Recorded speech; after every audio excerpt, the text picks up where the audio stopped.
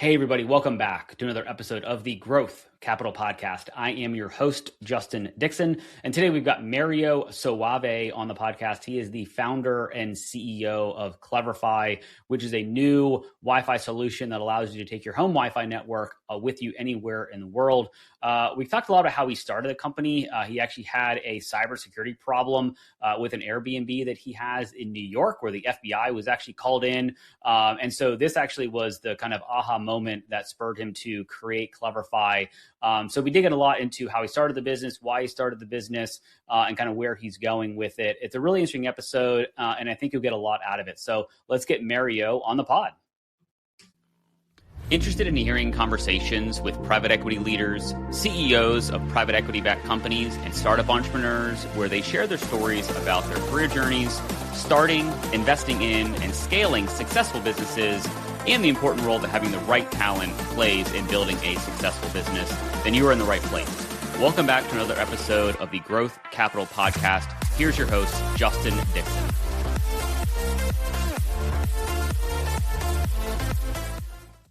All right, Mario, thank you for being a guest on the podcast. Good to see you. Thank you. Good to see you. Awesome. Well, let's jump right in, I guess. Give the people that are watching and listening to this a little bit of an overview of who you are, where you are, and what you're up to right now. Okay. Yes, my name is Mario Soave. I am the founder of CleverFi. I'm currently in Houston, Texas, and I'm basically launching CleverFi, which is a new solution that allows people to use their home Wi-Fi credential anywhere they go in the world. That they don't have to worry about like having to ask what is the Wi-Fi password or is the Wi-Fi secure? And yeah, that's what I'm doing. Got it. So is it a hardware piece that you kind of carry around with you wherever you go, or is it kind of in your phone? Like how does it work? Maybe give us a little bit of a deeper overview. Yeah. So no, it's nothing that you have to carry around with you. It's not a hardware and it's not even an app. So you don't even have to have an app to use our service. So imagine going into an Airbnb, right? And the moment you check in, actually, it's already pre-check in because you can just go to the Airbnb. Usually they send you the lock code, that's the key access to get into the apartment or the house. And we pre-set up your home Wi-Fi in the Airbnb so that you and everybody that travels with you will arrive and connect automatically.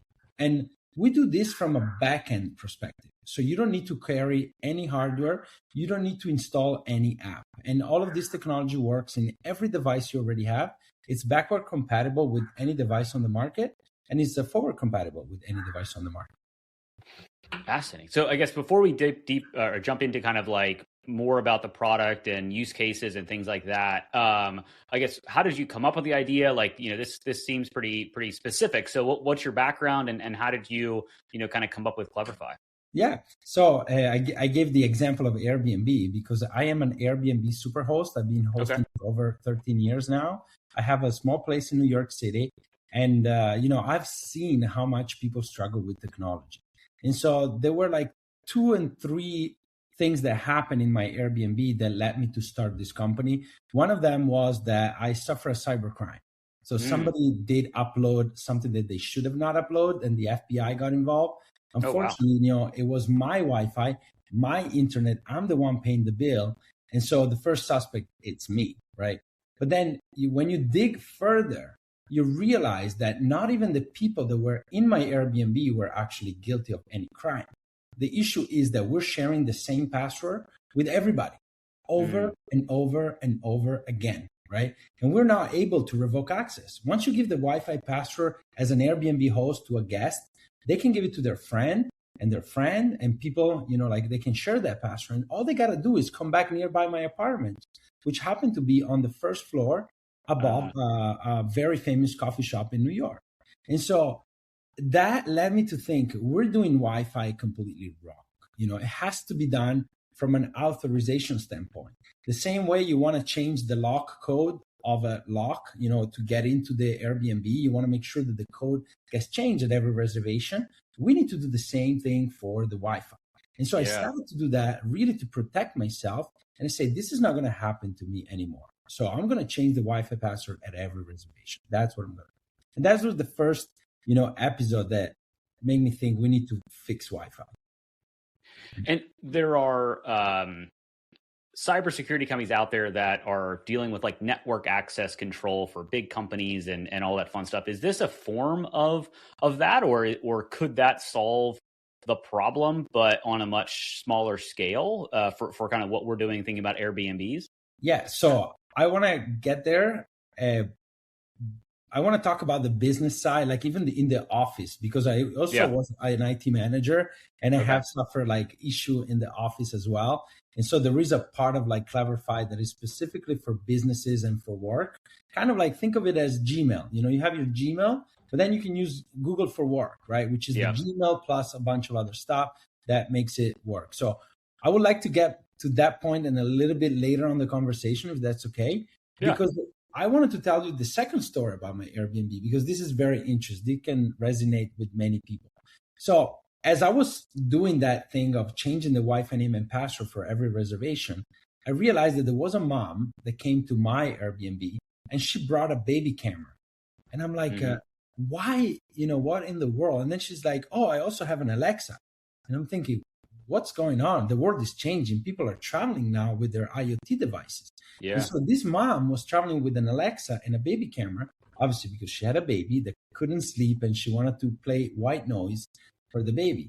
Now, she couldn't connect to the Wi-Fi. She was not tech savvy. And that's when I'm like, okay, wait a minute. Why is the infrastructure? Why is the Airbnb a static thing and she has to adapt to it? Why can't we do the vice versa? Why can't we have the Airbnb be her home for a moment, right? For those 5 days that she booked, we got the reservation. We can pull API data from like a API, obviously with authorization and so on. And she can have her home Wi-Fi. She was from Canada, traveling in New York. And I'm like, don't worry. Send me your Wi-Fi credential. I'll set them up. As soon as I'm on the phone and I click enter, the Alexa start playing music and the baby camera works. And so she was like, wow, if all of the Airbnb had this technology, I could simply travel around the globe and have my devices always connected with no hustle. And so that was like the second episode where I'm like, okay, I need to work on this. I'm up to something. And that's when I filed for the patent that we have right now that covers the fact that you can teleport somebody's Wi-Fi credential based on an activity. Got it. So you kind of figured out the process to have my Wi-Fi travel anywhere I am. And this is international, global, obviously Canada, US. So how do you, again, there's a million questions and I'm not a tech person, so these are probably going to be somewhat dumb questions, but like, how does it work? Like, how do you connect my Wi-Fi to a house that is in Italy or in London or New York, or like, how does it all work? Yes. Very simply. Very simply. If we want to do something simple, it's always good to do an analogy, right? Yep. Do you have a Visa card or a Mastercard? Yep. You go to a coffee shop in Rome and you buy a coffee. Yep. Right. How is it going to happen? Right. Let's think about that. In the coffee shop, they use a POS system who's compatible with Visa and Mastercard. Mm-hmm. And it allows you to pay with your credit card. Now, the money are not really exchanged in that moment. There is a process behind the scene that give you authorization and access to your money, to your home money, in Austin from your banking while you're in Italy. And it all happens in a matter of a second, right? It's no rocket science. It was rocket science when they launched Visa, Mastercard, or American Express. People would go around and be like, hey, with this card, you're going to be able to go around the world and you're going to get access to your money anywhere you go. And people 50 years ago were like, you're crazy. Like you can't do that with a piece of plastic, access to money, get out of town, now, in 50 years later, now we all access our money only in a digital format using a POS system that has been pre-installed, right? So the answer to your question, CleverFi, it's pre-configured in the infrastructures. So internet provider like AT&T, Verizon, Telecom Italia, Telecom France, all those devices that they provide to the people doing Airbnb, or let's say TP-Link, Cisco Meraki, all of these big brands that they provide Wi-Fi for the hotel, or the one that provide the internet for the cars, right? All of those are enabled or are going to be enabled with CleverFi. It's kind of like, okay, I need to turn on the Visa or Mastercard circuit in order for people to use their money. Okay. Right. So that's done ahead of time. And then what we do, you as a user, Justin, you basically sign up to CleverFi and you say, I want to use CleverFi when I travel. And so you provide us authorization to pull your profile of your home Wi-Fi and put it in the right place at the right time, so that you don't have to worry about Wi-Fi when you travel, right? You go to an Airbnb in Milan, you go to one in France. Even the robotaxi is something that we have started, to look into. And we're doing kind of like the ride share taxi already, because what people don't know is that vehicle will have the next big thing in connectivity. And when you're on the go, your phone only has one antenna and only one provider. The vehicle can connect to three providers: Verizon, T-Mobile, and AT&T, all simultaneously. Robotaxi are connected to all three of them simultaneously, because for security and safety, they need to be ultra connected. In the future, they will have satellite so that they can get operated outside of the rural, of the city area. They can go rural. Yeah. And so we have the technology to unlock every ride with the proper Wi-Fi setup, that as soon as the car arrives, you connect automatically and you can go and you can do your work. Because if you're in a robotaxi, now you have time to do your phone call, your Zoom call, and etc. So, got it. Thank you for the analogy, because that helps, my non-technical brain kind of make it make sense. I guess so. Where are you at from a business perspective? So, you and I got connected on LinkedIn. You were pitching to an angel investing group here in Austin, and so I don't know how many months ago that was. But where are you now from a business? Obviously, it sounds like you've either filed for a patent or have a patent. Before we dig back into kind of some of the use cases and how that works, I'd love to just hear about where the business is. Yeah, absolutely. So I started on the business full time, like in mid 2024.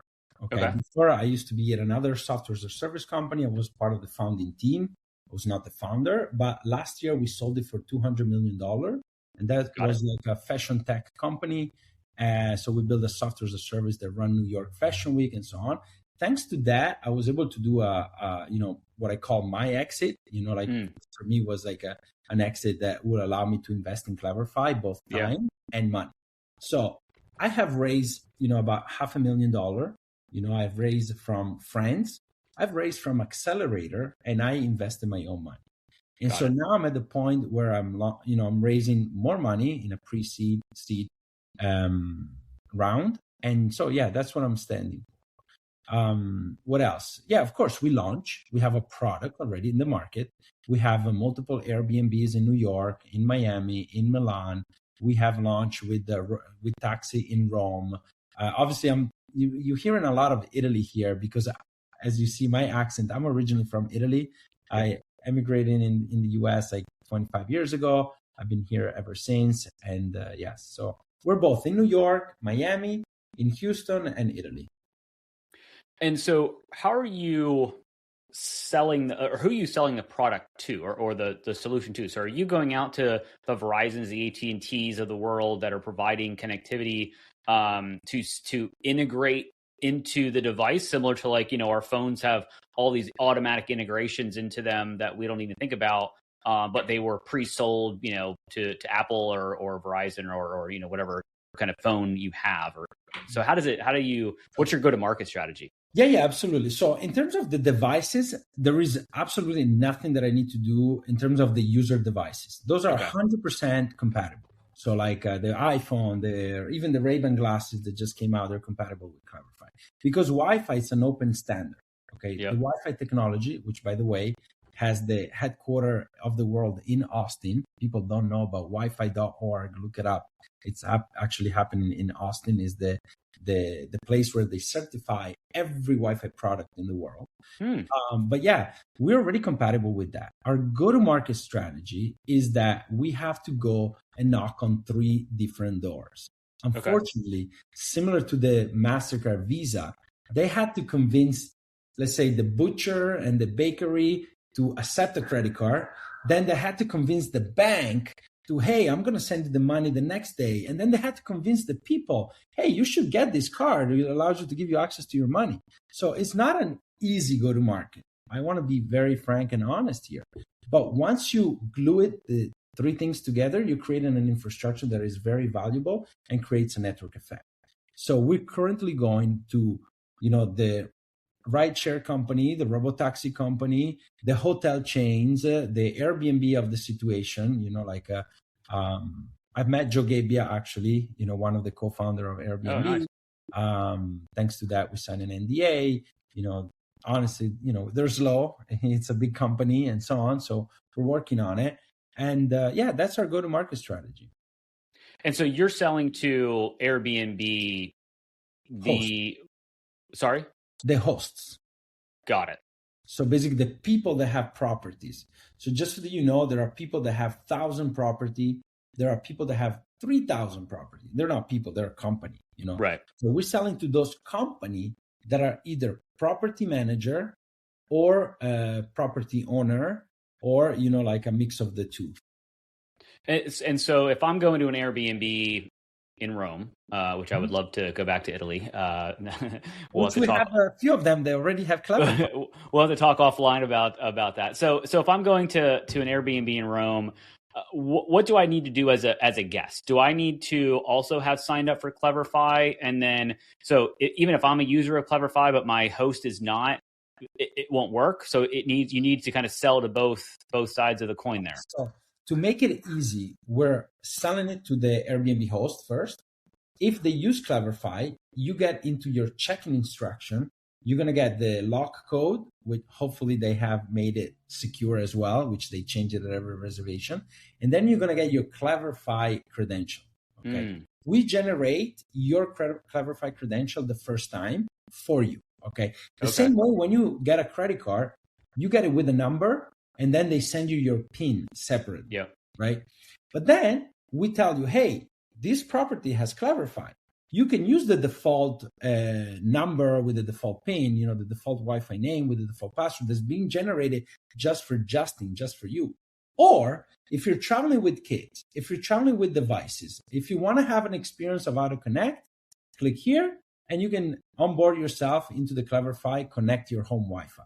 And so you'll go through like a page where you say, okay, I'm using AT&T, or I have Spectrum, or I have, like Google Fiber, whatever provider you have, we'll link it. And then you can use that Wi-Fi in Rome. But either way, you're going to be secure. Even just the fact that you use the default one is still going to be secure because it's a Wi-Fi name and password that has been generated just for you. Got it. So there's almost two aspects of, and just using Airbnb as kind of the example here. So even if I don't have CleverFi, and maybe I don't want to have CleverFi as a guest, right? My host has it. Instead of them having a little, chalkboard when I walk in with the Wi-Fi, address and the password that never changes, right? Which is unsecure and could, open you up to problems that you obviously had in New York. If they're a CleverFi user, they don't have to do anything, and it automatically sends me my own personal Wi-Fi. And then once I check out, I'm assuming that Wi-Fi password is kind of discontinued. And so even if I book that same Airbnb a month later, I'll have a new Wi-Fi password, even if I don't sign up for CleverFi as a user. So there was two parts. You went into a little bit of the technical side of it. It can be set up as a one time, so every time is a different one. Okay. Or as a sticky Wi-Fi, which means, when Justin when you check out at 11 a.m. that day, that Wi-Fi disappear. It's been turned off. But then if you come back 6 months later, because it's you again, the mobile number shows up in the reservation and it's still you, Justin, coming back, we can reset it up the same way that you had it like a few months earlier so that all the device will connect automatically. Okay. Got it. These are all settings that can be managed by both sides. So like Justin, you experience CleverFi in Rome, and then 2 days later you're in Florence, and then 2 days later you're in Milan, and then in Venice, right? And God forbid, all of those locations have CleverFi. You say, yes, I want to use CleverFi. You opt in. So you're going to have the same Wi-Fi name and the same password in Florence, in Milan, and Venice. So if you're traveling with family, for everybody, everything connects automatically. Yeah. Yeah, that's interesting because I travel. I go to LA once a quarter, and we've stayed at the same Airbnb two times in a row. But every time, everybody gets there, it's like, what's the password? What's the, all that stuff. That's always the first thing that people want to do is get the Wi-Fi, especially if you're traveling internationally. And so it would be very seamless and very nice to just walk in the door and you just automatically are connected. So that is very very interesting. How does it from a security perspective? Because obviously security is on the tip of everybody's tongue, other than AI at the moment.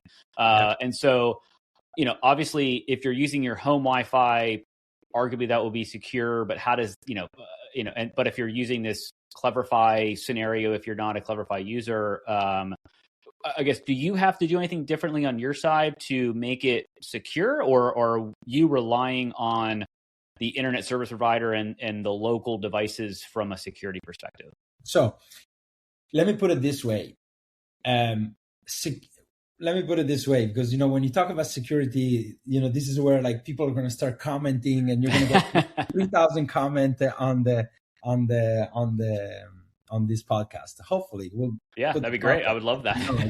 Yeah, let's talk about security. There's two parts, right? Security and trust. Yeah. So the security, we obviously do a lot of increased security compared to just using a regular Wi-Fi with a password that has been shared with so many people that you do not know who's in the network, right? Yeah. It's the fact that we provide to you your Wi-Fi name and your password, and that is for a temporary time. And the password is made by us with an algorithm that we know it will take that much time to break, which is a lot higher than the time that you will be in an Airbnb. Yeah, that's home sweet home 1.5 or something like that, right? Exactly. We're not allowed to use that stuff. Now, if you want to use your personalized password, we're going to tell you, hey, this password that you're using should not be the password that you use when you travel, right? And because even in your home, you shouldn't have it. So we're going to educate the people about that.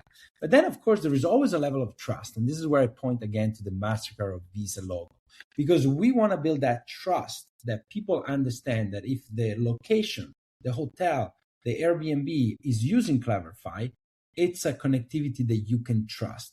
Why?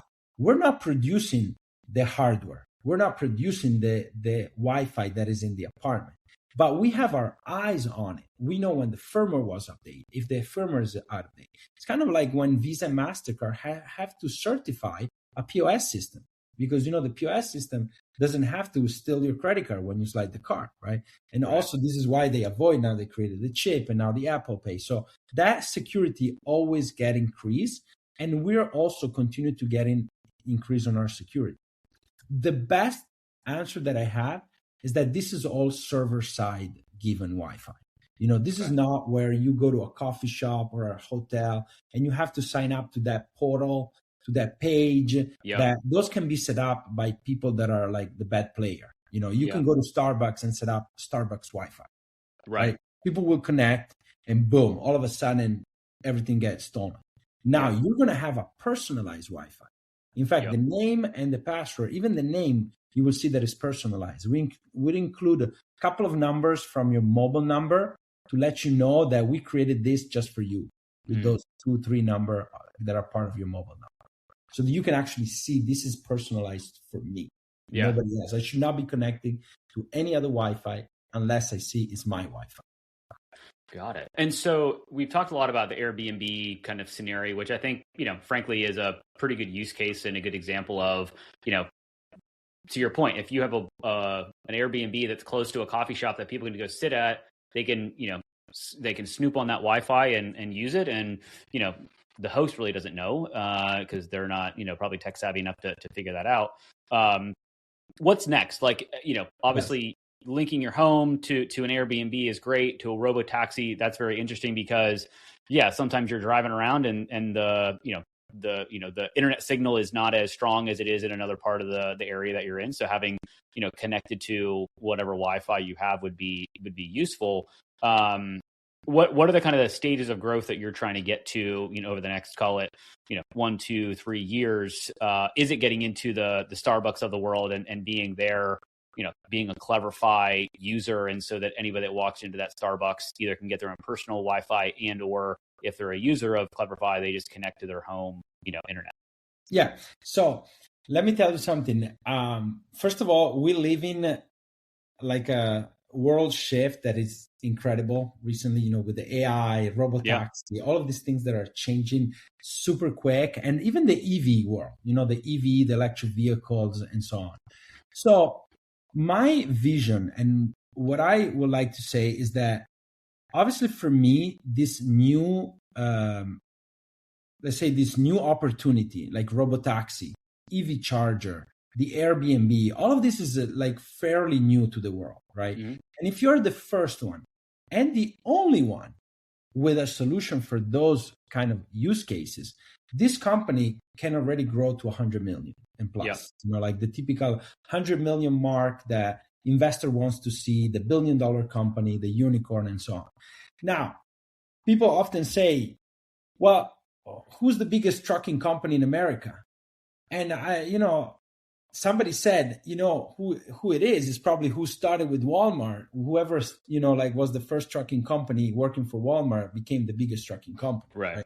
So if we're the first one to work with the robotaxi industry and have a specific solution, which by the way, we do have the patent granted in 18 regions of the world. So this is not just in the US, in 18 regions of the world, including Europe, Asia, Russia, Middle East, and so on. So is that specifically to the robotaxi market, or just in general of how it works?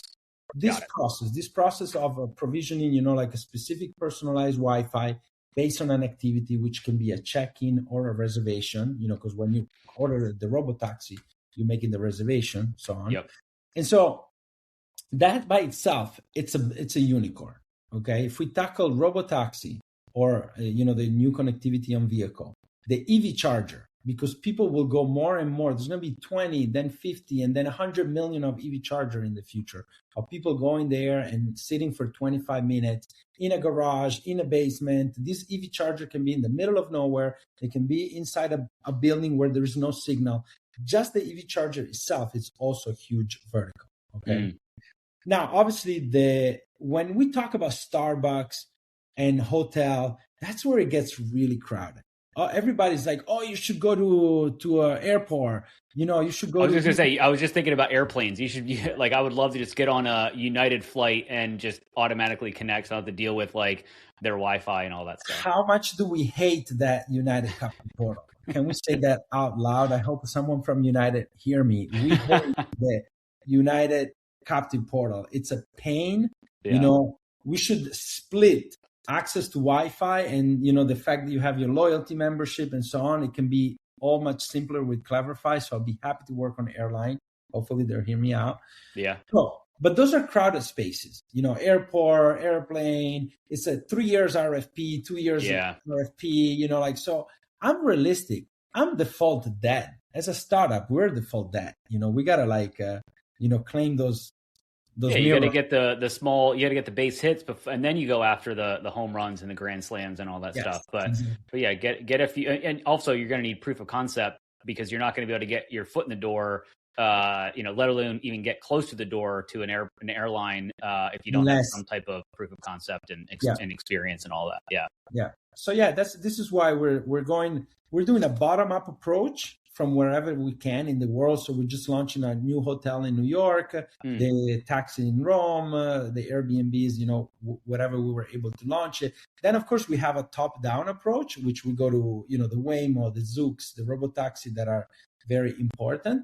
And then there is the B2B SaaS approach, and this is when we can start talking about how can your solution work in a B2B SaaS world, like for business, for like if you're a dental office, if you're like a lawyer firm, if you're like something else, right? Because the investor, they like to see the big vision, but then they want to see like, okay, how can you make this super quick that you make money? And so, when you're ready, I tell you what we've been doing recently to basically allow people to have such a secure Wi-Fi also in the office space. Well, yeah, because I was curious about kind of in the beginning of the conversation around the B2B side. My wife used to work for a network access control cybersecurity company, and so that was just my brain went to there are solutions out there for businesses that can make sure that the people that are trying to access your network are the people that you want accessing your network versus the people that you don't. And so I guess is that kind of phase two of kind of the business is kind of going after the Airbnb robotaxi kind of market now, and then Airbnb kind of the B2B kind of play is kind of phase two. We're gonna probably flip it.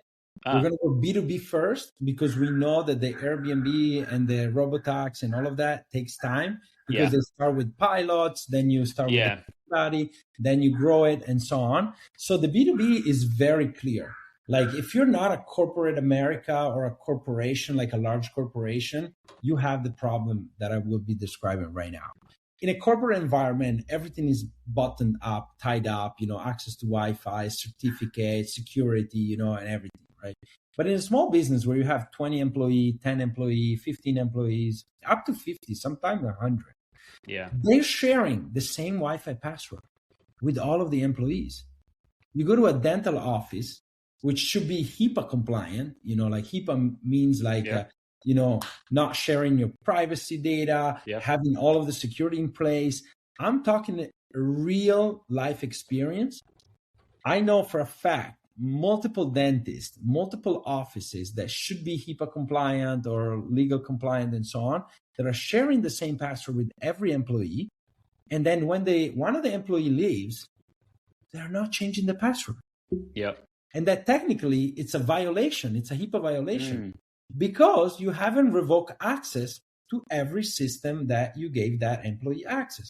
Now people can say, yeah, but I reset the password on the email. Yeah, but I did this, but I did that. But technically speaking, if you really want to button up everything on the access control side, you would have to reset the password. Now, resetting the password comes with a big struggle. Printer will stop working. The Ring camera in the front will stop working. There is some downtime. It's an issue. And password rotation, it's a cumbersome. It's something that, people do every 6 months, every 12 months, and so on. So at CleverFi, we made something super, super simple to use in the office world. You send out a link to all of your employees. Every employee is signing either with their Google or the Microsoft 365 on a web page. And every employees get a different password. And they can just go into their phone or their laptop and type that new password that they got. It's all self-service and connect to the Wi-Fi. Now, if, Justin gets, needs to be revoked access because he's been let go or he decided to leave the company, as soon as you close the email account from Gmail or Microsoft, it also revoked the access. It's all automated. Okay. Of course, you can do some manual intervention if you want to just revoke access and leave the email open and things like that. But yeah, something very simple. And if you think about it, how many offices and business you go there and they have the password and it's shared with all of the employees, or they have a guest password, which never works, right? Yeah. And then the employee always give the password of their employees to a guest. And now the guest has access to the employee Wi-Fi, because the guest is not working because it's like a set and forget thing. Right. So we actually put order to the Wi-Fi in the office as well, both for the guest and for the employee.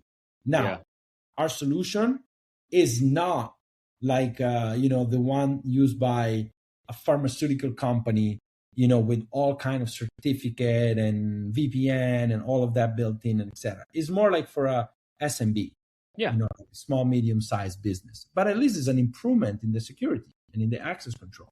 Yeah. Well, and there's, thousands of SMB, companies out there that, if you get the right salespeople to go out and sell this, it can, catch on versus trying to land, one of the big, Fortune 1000 type companies. And maybe you get one eventually, but to your point, the security side would need to be more robust potentially for, to get into a hospital or, a bank or something like that, that's, got thousands of employees. And even there, like let's talk, you mentioned the hospital, because we are talking to hospitals, right? So the hospital is like actually one of our best use case, because they have 3 or 4 times the budget of a hotel. Yeah. And they are a sort of hotel. The difference is that they're always booked, right? Yeah. The room are always booked. The bed are always booked. And so we can start CleverFi for the patient experience. So people like that get checked in, they spend a week, 3 days there. They can bring their device from home and bring the laptop, the tablet, the Alexa, whatever they want to bring, right? And then the hospital also has devices that people have their private devices. And those personal devices cannot go on the network, like of the hospital, because it's not like a device. So we give them a hybrid solution for the employees' private devices and still be able to track, kind of like do some sort of security. Yeah. Interesting.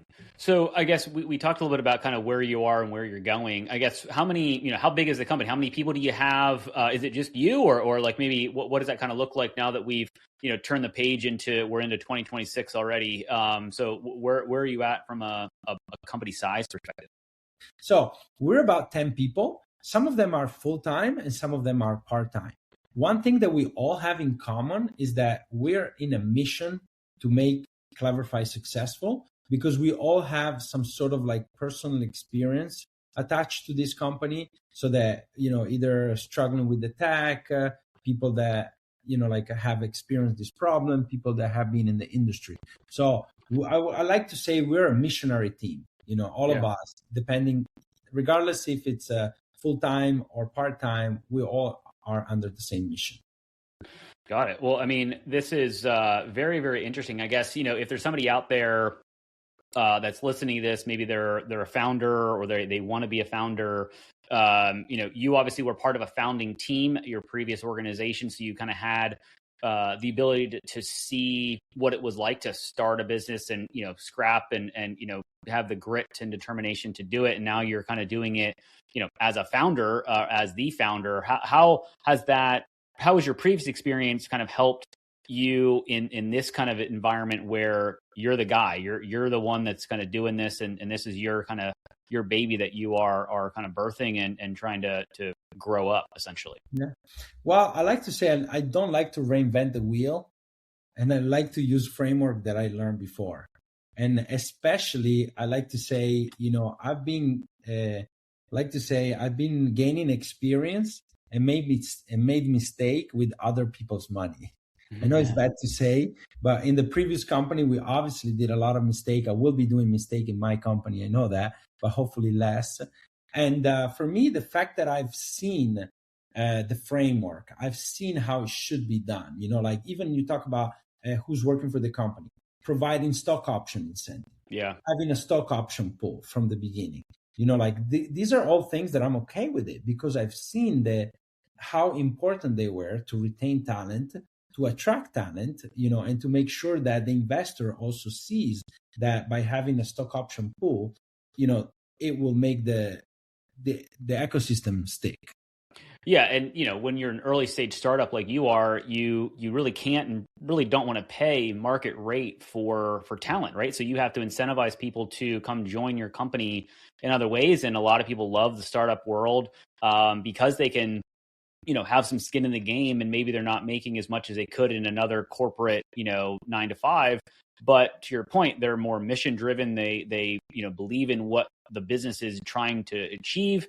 And they have some stock options in that, so that if it does go to 100 million, or when it goes to 100 million, and they're still there, they're going to benefit financially way more than if they just worked, had a nice salary at a normal 9 to 5. They don't always work out, but the ones that do, you've obviously are proof that you were able to get into a company on the founding team and had a nice exit, and that has allowed you to step into not only kind of time-wise, but also investment-wise into CleverFi, which, that may not have come to fruition if you were just a typical 9 to 5er. Not that there's anything wrong with people that work 9 to 5 jobs. So I completely agree with you. One of my friends says, like working 9 to 5, sure, you can pay a mortgage and, have your life and have a great life and everything, and end up buying a house, having great vacation, good family and everything. If you get stock option and you work for the right company, you'll buy the house in a year or in 3 years, Yeah. or like whenever the company exit, you pay off your entire mortgage in one day, like Yep. it's no brainer. And so for me, actually the company that I worked before, I really believe in what they were doing, right? And the people that are joining CleverFi have the same belief. They see that we have like a great idea. We're solving a big problem. We have the patents. We have the technology. We have the experience. We have the story. We got the whole package. Now, if at some point, for any reason, not everybody will stay. It's not that everybody will stay. People come and go. They have other personal goals. But for me, it's important to show that part. I have to say though, Justin, lawyers are expensive. And every time you do these kind of things, you also have to make sure that, hey, as a founder, have you set the budget aside? Because I was able to do only up to a certain thing. Then, you spend a lot of money in legals and stuff, and now you got to do the next step. So I want to do it like step by step, and I'm in the process, to do that, to make sure that people that are working with me get the stock option in place and so on. And so, something that I'm doing right now. Very cool. I guess as we round this thing down here, if we jumped on a podcast a year from now, we're recording this in like I said, early January of 26. What are you trying to, what are one or two things that you're really trying to achieve this year to kind of keep the business moving in the right direction? Okay. I'm going to remove the word trying. Okay. Fair. I love it. Because we're not trying. What are you going to do in the next 12 months? Yes. What are we going to do? We're going to go at least like a break even. Okay. From what we spend for the team, for a small team that we are, and the revenue that we generate. And that's my goal, regardless of having to raise money. It's not that I'm saying I don't want to raise money. Yeah. I want to go home run, raise a pre-seed, then a seed, then a series A, then keep raising and growing the company, because this is going to be a big company. But what I need to make sure is the risk, any possibility, because the world changed, all the time. There are we've seen the news this weekend, things happen. And so it's better to be, it's better to have that done as quick as possible. Okay. So that is my goal, to break even immediately as soon as I can. Luckily, we can use AI. We can leverage an AI tool to automate a lot of things, to basically give a 10x power to everyone in our team. This is my mission for 2026, is like 10x, 5x, every step that we do with AI. Love it. Yeah. Love it. Well, I'm excited to watch the journey. Obviously, we're not too far away from each other, being in Austin and in Houston. So we'll love to continue the conversation. But as we round this thing out, I will ask you the 3-pack of questions that I ask every guest on the podcast. I guess first question here is, what's an influential book or podcast that you'd recommend to the audience? Well, definitely a book. And it's been on the news. It's very big. It's about Netflix founder. Okay. His name is Mark Randolph, the co-founder and first CEO.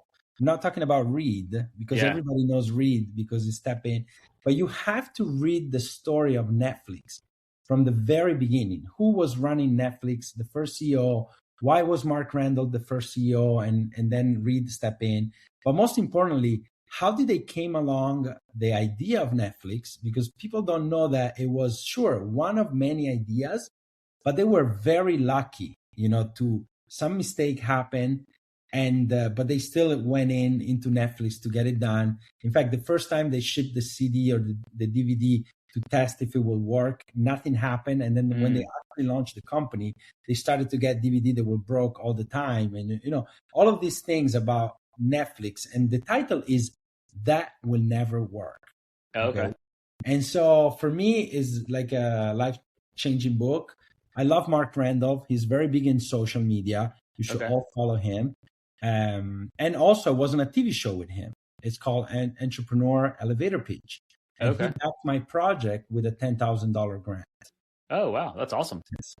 Well, very cool. I will have to check that book out. I don't know the full Netflix story. I feel like I probably should. So have to read the book or do the Audible, the audiobook. Yeah. And then there is a Netflix. Funny enough, the Netflix store is actually on Amazon Prime. Take a look. Yes. Interesting. I will have to check that out for sure.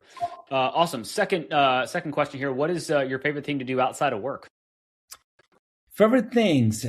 Number one, Okay, family and kids obviously can not say that, otherwise my wife's listening, But like for my own personal things, is snowboarding. I Okay. like to snowboard, go to the slope, go snowboarding. I'm from Italy. I grew up, in the Alps, and then bike Okay. riding and things like that. Yes, those are the two things that I do. Not a lot of ski slopes in Houston, though, unfortunately. No. So, But funny enough, you have all the flight to, the whatever location. yeah, you've got a big enough airport. You can get to pretty much wherever you want to go direct. I've tried one time to do Colorado, to go to Aspen. Okay. In the morning and come back at night with a later flight is cheaper than staying in a hotel. Believe me. Oh, wow. Yes. That's impressive. That's pretty interesting. Very cool. Awesome. Final question here, Mario. Long vacation spot? Okay. Well, this is easy for me. I go to Italy. Okay. It's even though I spend my long time in Argentina, I go to South America because it's nearby. The time zone is easy to manage and so on. If I have to do a long period of vacation, I go to Italy, both in the summer and the winter. I get the best, of the beaches in the summer. I go to Sardinia. You all should check out Sardinia and the Mediterranean, please. The Alps during the winter, but also the Alps during the summer. I love to be in the mountains, and maybe because I can navigate certain experiences that I can do there with the budget that I have in mind, I tend to see that everything is so expensive here in America. Yeah. You want to do a really good vacation, you have to have the big budget, and as a startup founder now, all my money goes into. You're more budget sensitive Yes. at the moment. Yeah, no, Italy is definitely has a special place in my wife and I's heart. We spent a week kind of traveling from Rome to Florence to Tuscany and spent a few days kind of traveling around Tuscany. So we haven't made it all the way south or all the way north. We kind of stayed in those kind of general regions for the week, but definitely enough to want us to go back at some point as soon as we can. So Right. we'll have to check out Sardinia and go down there. So awesome. Mario, really appreciate you being on the podcast. If people want to, reach out to you, learn more about CleverFi, learn about your story, what's the best way to connect with you? So I would say LinkedIn. Okay. You have mentioned the podcast. Mention that you saw me on the podcast so that there's a level of credibility. Yeah. I will read the message and respond to you and so on, because we get a lot of inbound, right? People trying to sell you services and so on. But if you do mention the podcast, you will get 100% connection approval. And I will, happy to meet up in person. I'm always in Austin, San Francisco, New York, Miami, Los Angeles. Those are the places that I hang out the most. In Colorado sometimes. So yeah. And even anywhere in the world, in Europe. I go to London all the time and Italy. So no problem. Very cool. Awesome. Well, Mario, really appreciate you being on the podcast. It was great to learn about CleverFi and your story. And looking forward to hearing more about it down the road. Thank you. Thank you so much. Ciao, ciao, everyone. I hope you found at least one actionable insight from this episode of the Growth Capital Podcast, your one-stop shop for insights from private equity leaders, CEOs, and startup entrepreneurs on starting, investing in, and scaling successful businesses, as well as the role having the right talent plays in growing a successful business. It would be greatly appreciated if you would rate and review this podcast. And if you're watching on YouTube, please like and subscribe and drop us a comment so we can expand the audience of this podcast. Thank you for all your support, and don't forget about upcoming episodes dropping every Tuesday.